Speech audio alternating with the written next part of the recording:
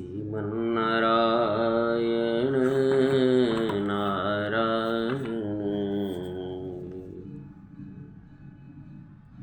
જ્યારે તમે કોઈ કાર્ય કરો ત્યારે તે એક રીત પદ્ધતિ મુજબ જ કરો।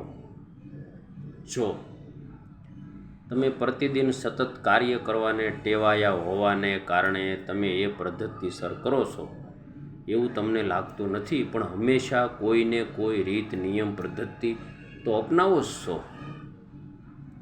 ખેતીમાં કામ કરનાર સામાન્ય મજૂર, સુપરવાઇઝર, નિષ્ણાંત, માલિક જે સોંપેલું કાર્ય રોપવણી, વાવણી, લણણી કરે છે તેમાં પણ પદ્ધતિ રીત હોય જ છે। કદાચ શબ્દમાં એ રીતે થિયરી તે કરી કે બતાવી કે સમજાવી શકતો હોતો નથી। આપણો દેશ ખેતી પ્રધાન દેશ છે। જે પદ્ધતિથી ખેતી આપણે ત્યાં થતી હતી તે રીતે આજે ખેતી થતી નથી।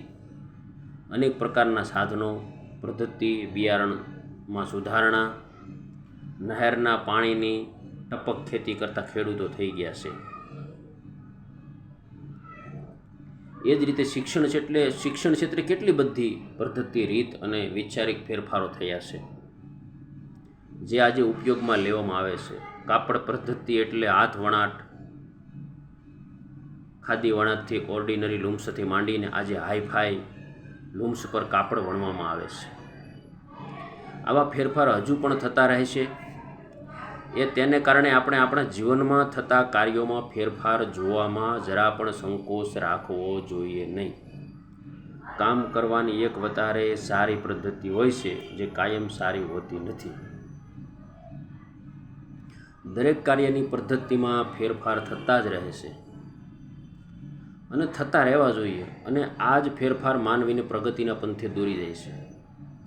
સતત વિચારવું, નવું કરવાની વૃત્તિ રાખવી, નવી શોધો અપનાવવી જેવી વૈચારિક હેરફેરની વૃત્તિ આગળ જ વધવામાં સહાયક બની રહે છે।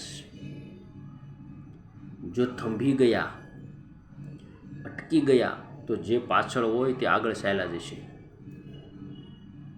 અને તમે ત્યાં જ રહી જશો। સુધારા અપનાવવા એ જ પ્રગતિના પગથિયા છે। જીવન સરળતાથી જીવો, સુધારા જ પ્રગતિના પગથિયા છે। મિત્રો, આજે સુધારો કરીએ, કાલે સુધારો કરીએ, 15 દી કેડે કરીએ કે 50 વર્ષ કેડે કરીએ, પરંતુ આપણા જીવનમાં સુધારો જ પ્રગતિનું પગથિયું બનતો હોય છે। આ વિડીયોને ખૂબ ફોલો કરજો અને ભાઈઓ બહેનો વિડીયોને ખૂબ શેર કરજો આપના બધા જ ગ્રુપમાં।